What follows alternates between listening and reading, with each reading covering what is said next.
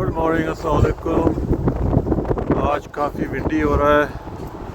सुबह के तकरीबन 7:30 बज रहे हैं यहाँ पे कनाडा के शहर में मिसिसागा के अंदर। और हवा बिकॉज ऑफ विंड जो है विंड चिल हो रही है। ये देखें सारे जो पोल्स हैं सब मूव कर रहे हैं हवा की शिद्दत की वजह से। उसकी वजह से सर्दी की जो पावर है, सर्दी की जो फील करने वाली जो है विंड चिल जो है इस वक्त वो फील्स लाइक -16 है इस वक्त।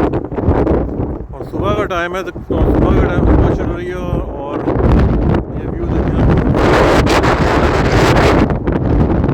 सिटी ऑफ मिसिसागा के अंदर किसी सर्दी हो रही है। लेकिन ये कि यहाँ का सिस्टम ये है कि सब काम चलते रहते हैं यहाँ पे। और ये बस स्टॉप है एयरपोर्ट स्टेशन का। सब लोग यहाँ आते हैं और ये बस अभी आई है डबल बस।